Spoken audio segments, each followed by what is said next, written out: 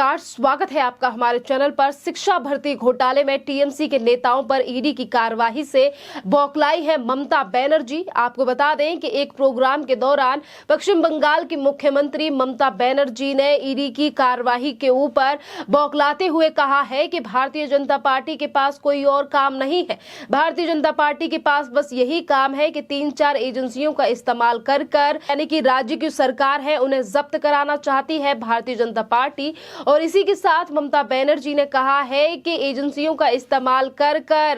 Waste Bengal पे, यानी कि उन्होंने वेस्ट बंगाल का नाम लिया है। और इसी के साथ उन्होंने कहा है कि राज्य के बारे में गलत धारणा बनाने का काम हो रहा है। और इसी के साथ उन्होंने कहा है कि ममता बनर्जी ने इन चीज जहां एक तरफ उन्होंने एजेंसियों को लेकर सवाल उठाए हैं, जिस तरीके से ईडी आज ममता बनर्जी के विधायक से लेकर मंत्रियों के ऊपर कार्यवाही कर रही है। अगर बात हम करें पार्थो चटर्जी की, जिनकी गिरफ्तारी पहले ही हो चुकी है, उनकी सहयोगी यानी कि करीबी मित्र अर्पिता मुखर्जी को पहले ही गिरफ्तार कर लिया गया है। और वहीं दूसरी तरफ बात की जाए तो ममता बनर्जी सरकार के ही विधायक मणिक भट्टाचार्य को भी आज समन भेजा गया था और आज वो भी ईडी के दफ्तर पहुंचे थे पूछताछ के लिए। जिस तरीके से उनसे सवाल किए गए इसी पूरे मामले को लेकर, जो ममता बनर्जी कल ये कह रही थी कि हमारा कोई लेना देना नहीं है उन नेताओं से, अगर उन्होंने कोई गुनाह किया है तो उन्हें सख्त से सख्त सजा दी जानी चाहिए। अगर मैं राजनीति में ना होती तो मैं ऐसे लोगों की जबान काट लेती। आज वही ममता बनर्जी अपने नेताओं के ऊपर हो रही कार्रवाई को लेकर बौखलाती हुई नजर आई है। और ममता बनर्जी ने कहा है कि संस्थाएं चलाने में गलती हो जाती है, यानी कि फिर एक बार ममता बनर्जी ने वही जबान बोली है जिस तरीके से मुलायम सिंह यादव की तरफ से भी बोली गई थी कि लड़के हैं उनसे गलती हो जाती है। और ऐसी ही बात आज फिर एक बार दोहराई गई है ममता बनर्जी की तरफ से अपने नेताओं को लेकर। और ममता बनर्जी ने कहा है कि संस्था चलाने में क्या किसी से गलती नहीं होती, अगर किसी से गलती हुई है तो हम उसे सख्त से सख्त सजा देंगे। इन बातों को कहा गया है पश्चिम बंगाल की मुख्यमंत्री ममता बनर्जी की तरफ से। और वहीं एक दूसरी तरफ उन्होंने कहा है कि लेकिन आज मीडिया ट्रायल चल रहा है, वो लोग जो आरोपी कह रहे हैं सिर्फ बंगाल के गलत धारणा बनाना चाहते हैं। एजेंसियों के नाम पर राज्यों के बारे में गलत धारणाएं बनाने का काम हो रहा है। भारत में जब 40% बेरोजगारी बढ़ रही है तो इसकी तुलना में बंगाल में 45% की कमी आई है। हमने 200 औद्योगिक पार्क और 16 मेडिकल कॉलेज बनाए हैं। जहां एक तरफ ममता बनर्जी अपने नेता पार्थो चटर्जी को बचाने की जद्दोजहद कर रही हैं, उनके जिस तरीके से उनके ऊपर ईडी की कार्रवाई हो रही है उनको लेकर बयान दे रही है और केंद्र सरकार के ऊपर निशाना साधा गया है ये ममता बनर्जी की तरफ से, जिस तरीके से ईडी जांच कर रही है पार्थो चटर्जी की। अगर हम बात करें पार्थो चटर्जी की तो पार्थो चटर्जी के साथ अर्पिता मुखर्जी की भी मुश्किलें अब ज्यादा बढ़ने वाली हैं। और इसी के साथ टीएमसी सरकार के तमाम और नेताओं के नाम भी आ सकते हैं। एसएससी घोटाला यानी कि शिक्षा का जो घोटाला था, टीचर्स को लेकर ये घोटाला था, उसी को लेकर जिस तरीके से आज ईडी तमाम जगहों पर वेस्ट बंगाल में रेड मारी कर रही है। और शायद इन्हीं सब चीजों से बौखलाहट सामने आई है आज ममता बनर्जी की, और इसीलिए वो इन बातों का भी जिक्र कर रही हैं। जहां एक तरफ उन्होंने एजेंसियों को लेकर सवाल उठाया है तो वहीं दूसरी तरफ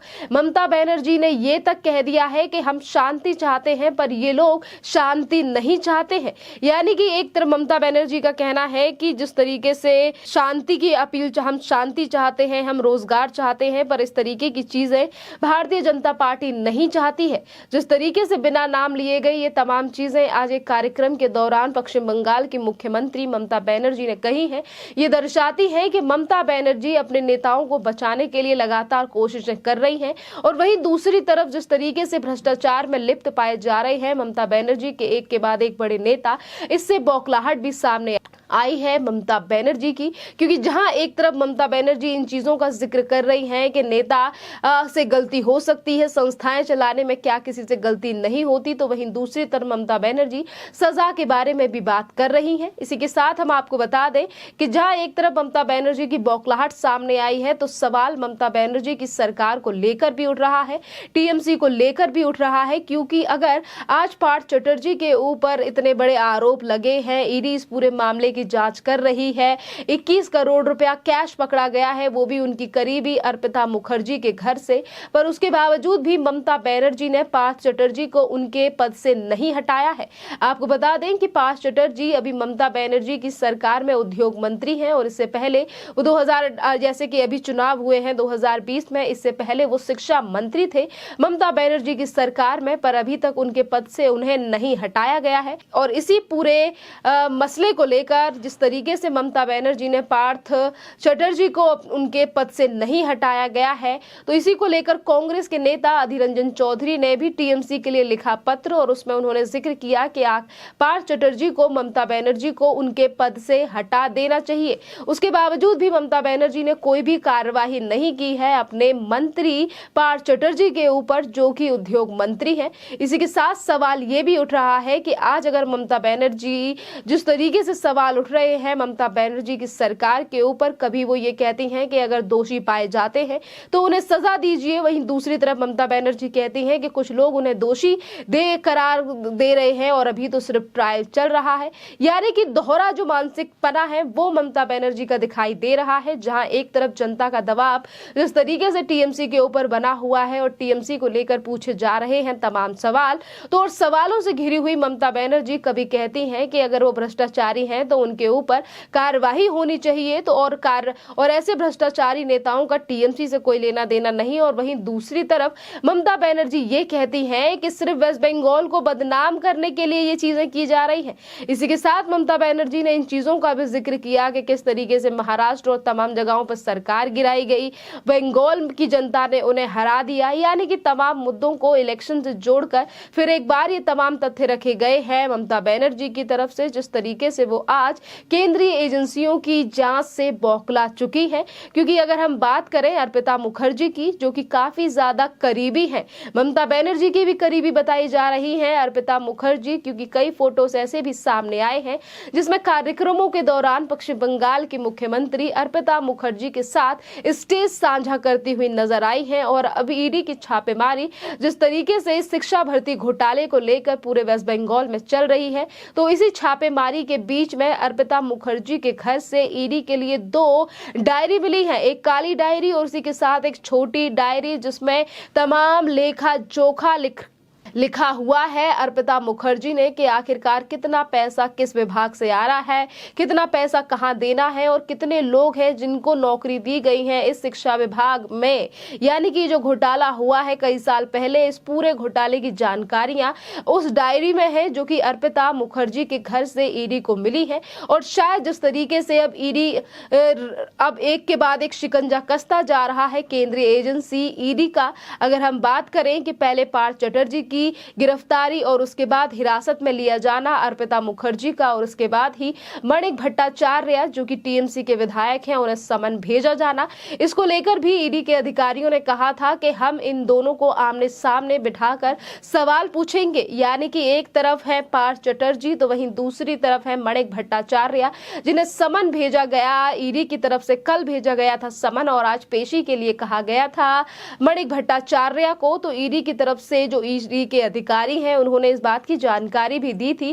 कि मणिक भट्टाचार्य और पार्थ चटर्जी को आमने सामने बिठाकर ईडी करेगी पूछताछ। और इससे पहले भी अर्पिता मुखर्जी और पार्थ चटर्जी को आमने सामने बिठाकर पहले ही ईडी कर चुकी है इस पूरे मामले की जांच पड़ताल। जिस तरीके से सवाल पूछे जा रहे हैं टीएमसी के इन तमाम बड़े नेताओं से जिनका घोटाले में एक तरफ नाम है, तो वहीं दूसरी तरफ इस घोटाले के समय पर ये दोनों मंत्री ही रहे थे बड़े पदों पर, और इसीलिए अब एक एक करके टीएमसी के नेताओं के नाम आ रहे हैं रडार पर। जहां एक तरफ पार्थ चटर्जी को कर चुकी है ईडी गिरफ्तार, तो वहीं दूसरी तरफ अब मणिक भट्टाचार्य को समन दिया गया है। अब देखना अहम ये भी रहेगा कि कितने बड़े नाम और निकलकर सामने आते हैं इस पूरे घोटाले में, जिसको लेकर अभी तक कोई भी कार्यवाही नहीं की गई थी टीएमसी सरकार की तरफ से, और ना ही तो पश्चिम बंगाल की मुख्यमंत्री ममता बनर्जी ने इस मुद्दे पर कोई भी एक्शन लिया। और आज अगर सरकार को लेकर उठाए जा रहे हैं सवाल, तो कभी वो मोदी सरकार पर उठाती हैं सवाल, तो कभी वो ये कहती हैं कि केंद्रीय एजेंसियों का इस्तेमाल कर कर हमारी सरकार को जब्त करने का प्रयास कर रहे हैं मोदी जी। यानी कि भारतीय जनता पार्टी के पास कोई काम नहीं है। जिस तरीके से आज ये तमाम बातें कही गई हैं ममता बनर्जी की तरफ से, तो वहीं लगातार अब सवाल ये भी उठ रहा है कि आखिरकार कब ममता बनर्जी पार्थ चटर्जी को हटाएंगी उनके पद से। एक तरफ कहा जाता है कि हाँ, उनके खिलाफ जांच होनी चाहिए अगर वो भ्रष्टाचारी हैं तो, वहीं दूसरी तरफ अपने नेताओं के ऊपर लगातार कार्यवाही से बौखलाहट सामने आ रही है ममता बनर्जी की। खैर, इसके साथ हम आपको ये भी बता दें कि जिस भी तरीके से ये घोटाला सामने आया है, ईडी इस पूरे मामले की जांच कर रही है और वहीं केंद्रीय एजेंसी सीबीआई भी इस पूरे मामले में जांच कर रही है, क्योंकि ईडी से पहले